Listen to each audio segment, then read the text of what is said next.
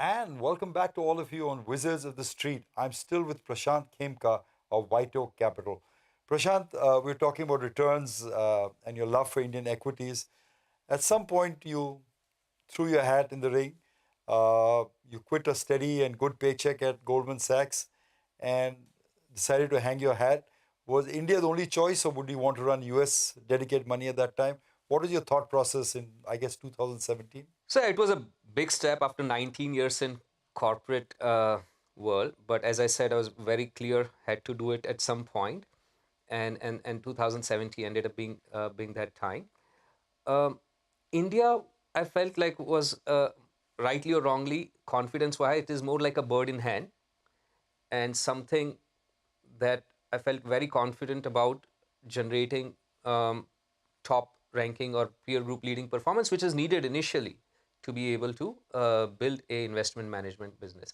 Down the road, I knew that at some point in time we'll start, as we did earlier this year, an emerging market strategy, which I used to lead at Goldman as well. Yes. But initially to begin with, also the resources required to begin with to start an India team could be, like we started with 9 people investment team, but to do proper service to managing an EM fund or a multi-regional fund, especially the way we invest very bottom up, you need at least 20 plus people team in my view. So which we have right now, nearly a 40-member team.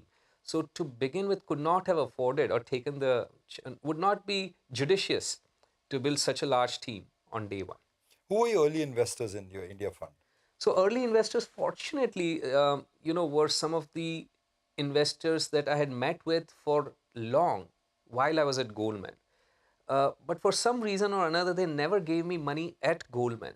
But as soon as, to my very pleasant surprise, as soon as I started on my own, they were very willing and forthcoming to engage and and fortunately trust us with the money. That That's was that's most a amazing, happy coincidence.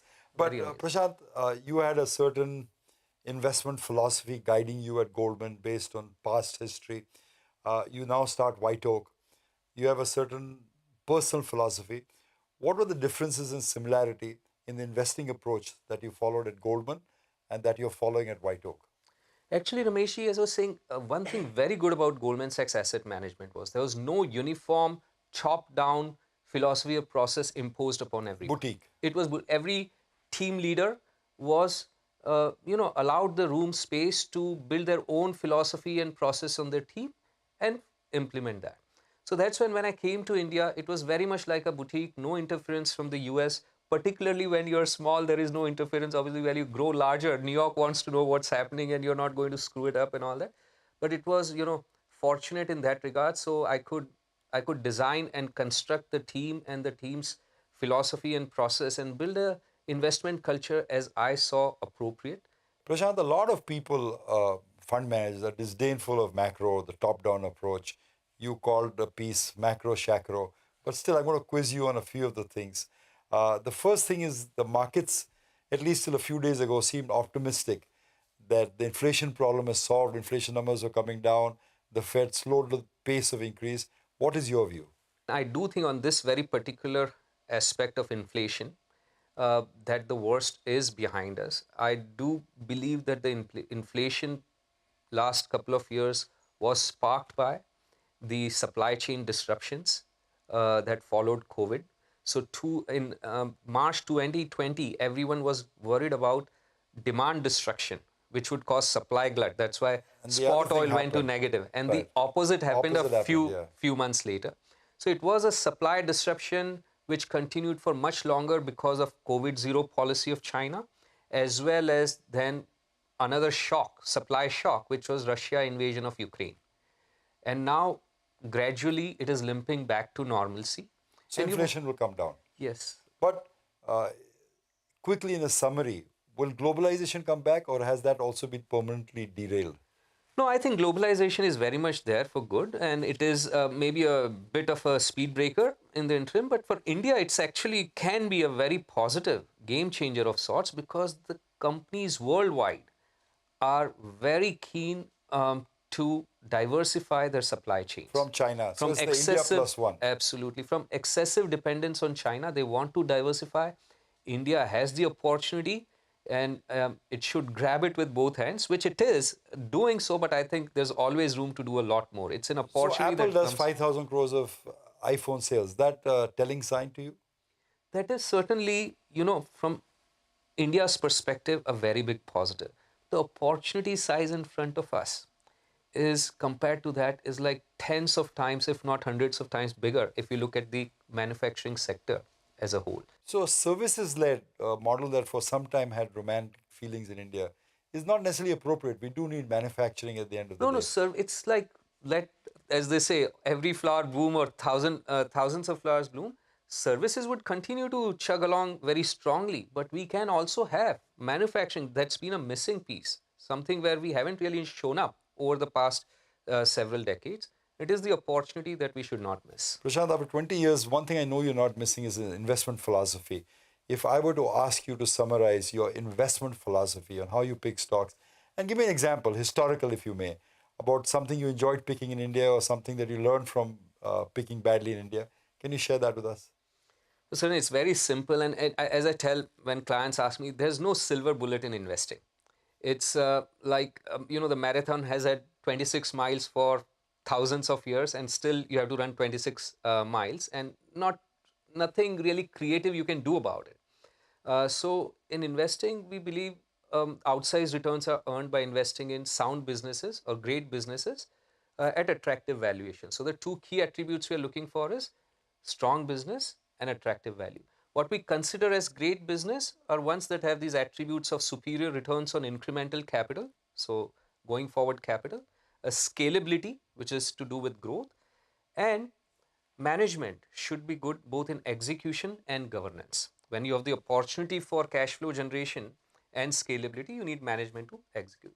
And when you find companies with all these attributes, you have to make sure you buy at a logically attractive Price. valuation price to make outsized returns from them. Can you give me So an that's example? so over the years, Historically, anyway. historically, um, so many of the names that we currently own are difficult to talk about just from a restriction perspective. But they're, without naming specific names, if I were to talk about, so financial sectors or IT services sector. IT services, if I take as an example, from time to time they get written off by the market. One of the things that market has for the last decade or so believed is that IT services sector is an X growth sector in India, because they think of or X growth sector because NESCOM and IT companies, they guide in dollar terms or constant currency terms, which are like dollar equivalent. Yes. So they talk about 7 to 8% growth. Now, in India, 7 to 8% growth doesn't appeal to anyone. Doesn't wake If up you are, anyone. yeah, if you are less than double digit, you are no growth or slow growth company. But 7 to 8% dollar Dollar growth terms is equates to low double digit to low teens kind of rupee growth, right? And you can't label the entire industry as slow growth, because it's a trillions of dollar industry with hundreds of or thousands of players. So a good execution machine, which is small or mid-size, even the largest of Indian companies are small or mid-sized by global standards, will given the continue to size of the pool. compound. Yeah, so the compounding possibility is tremendous. Yeah, and then they're available at cash flow based valuations, which are far more attractive than anything else in the market. Fair enough. There's a movie called Dawn, which I know you like, and there's a very famous dialogue in Dawn which says, "Dawn ko pakadna mushkil hi nahi, namumkin hai." Would you say the same about India right now? I would say at any point in time, any market, including India, and most specifically India, I would say when it relates to, like, a lot of people talk about Indian markets being overvalued and whatnot. So basically, that's a market timing statement that we'll buy it when it's undervalued. But this has been a common refrain amongst foreign investors and oftentimes amongst Indian investors as well. And you miss the That bus. and you miss the bus. So in that context, I often say, Don still gets caught in the movie, but to catch the market is not possible. Yeah, I mean, when you started in 1985, the Sensex was, I guess, under 500. Today Absolutely. it's closer to 60,000. Absolutely. Prashant, we have some fun normally at the end of the show. We do a rapid fire. So I'm hoping you'll agree to participate in that. Absolutely. So when I say to you, Herb Ellers, what do you say? Leader and business builder. If your child asked you to recommend an investment bank to work at today, which bank would you recommend? Investment bank or investment firm? Investment firm. Investment firm, I'll say White Oak. If you get hired on the team. Okay. There's no nepotism there, right? He has to be Only if hired. you get hired by the team. Okay. The best investment book you've read. Valuation by Copeland. Okay. The must-read newspaper magazine in the investment world. Annual reports. Okay. That's what your grandfather taught you. If you could invite any two investment professionals and any two cricketers, living or dead, to dinner, who would you invite? Clearly, Kapil Dev and Tendulkar for. Okay. So you remember the from 85 cricket. World Cup, I think, still. Huh? Absolutely. Okay. Investment And professionals? investment, well, I'll do it twice with Rakesh ji. Really? Okay, very well said. Hank Paulson or Manmohan Singh for dinner? Hank Paulson, of course, ran Goldman Sachs. Absolutely. Unfair to Hank to be put up against Manmohan Singh, but Manmohan Singh. Okay. The Indian promoter that you really admire? Radhakishan ji Damani. Thank you. Indian stocks over 1 year, higher or lower? Higher. Estate or inheritance tax, is it likely to come by 2024? Hope not. The one sector in India that you're very bullish on over 1 year's time frame? IT services. Thanks. My guest is fond of saying investor returns are a function of time in the market rather than timing the market. Well, we can keep debating that, but I know I'm not debating how grateful I am to Prashant for his time today, for stopping by and for chatting with us. Thanks, Prashant. And we'll see you next week on another episode of Wizards of the Street. Bye for now. Thank you, Ramesh ji. Entirely my pleasure. Thank you.